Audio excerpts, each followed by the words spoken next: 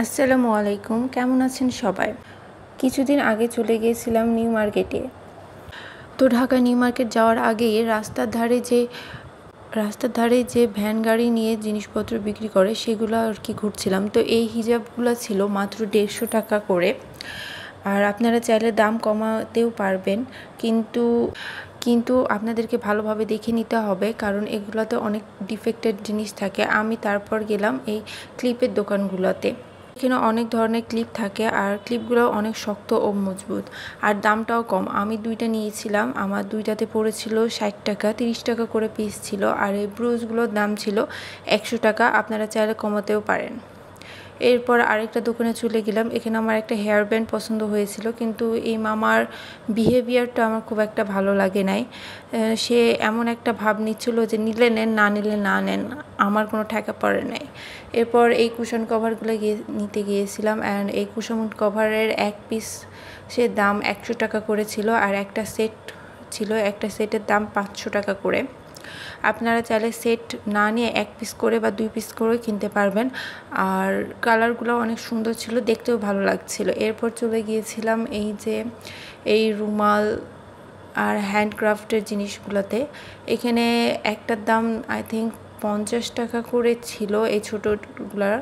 এরপর আমি এই স্কার্টটা দেখছিলাম, এই স্কার্টের দাম ছিল 200 টাকা করে। এখানে সব কিছু 200 টাকা করে পিস ছিল। এরপর চলে গেলাম ব্যাগের দোকানে। নিউ মার্কেটের সামনে যে ব্যাগের দোকানগুলো ছিল, সেই ব্যাগের দোকানগুলোতে এখানে বিভিন্ন প্রাইসের ব্যাগ ছিল। কোনোটা 600, কোনোটা 800, কিন্তু এইগুলা ফিক্সড প্রাইসের দোকান ছিল। আপনি চাইলেও এগুলোর দাম কমাতে পারবেন না, আর ব্যবহার খুব একটা ভালো ছিল না। এরপর চলে গেলাম এই জুয়েলারির দোকানগুলোতে। এই কানের দুলগুলো আমার কাছে খুব ভালো লেগেছে। এটার দাম ছিল 450 টাকা, আর এখানে চুড়িও ছিল, কিন্তু খুব একটা ভালো কোয়ালিটি আমার কাছে মনে হয়নি, কারণ কেমন জানি লাগছিল মেলার মতো, মেলাতে যে জিনিসগুলো থাকে। কিন্তু দেখে নিলে অবশ্য ভালো পেলেও পেতে পারেন। এগুলো দূর থেকে ভালো লাগছিল, কিন্তু কাছে গিয়ে রং খুব একটা ভালো ছিল না। এরপর চলে গেলাম নিউ মার্কেটের ভিতরে। যে এই প্লেটগুলা বা এই কাপগুলো দেখছেন, এগুলো সবগুলোরই দাম ছিল 100 টাকা করে। যেটাই নেবেন সেটার প্রাইসে 100 টাকা।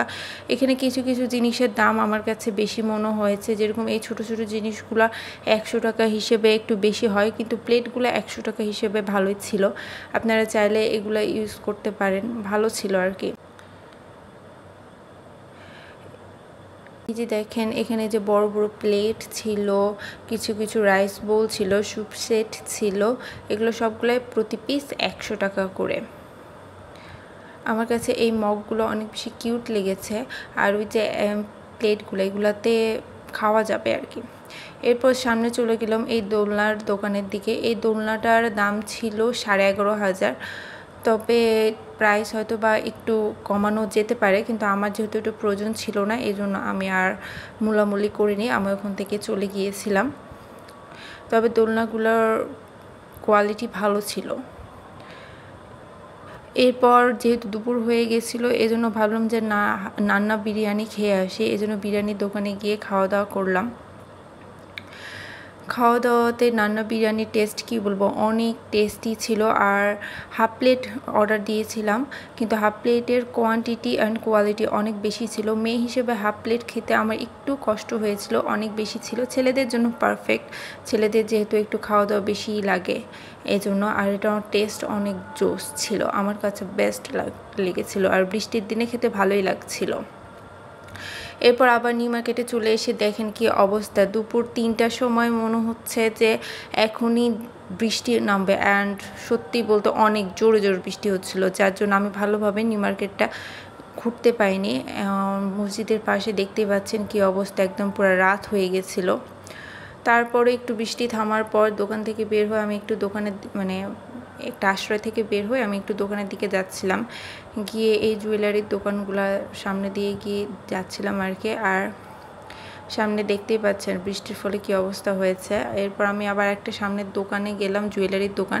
এখানকার কালেকশনগুলো অনেক জোস ছিল, কিন্তু আমাকে ঠিকমতো ভিডিও করতে দেয় নাই।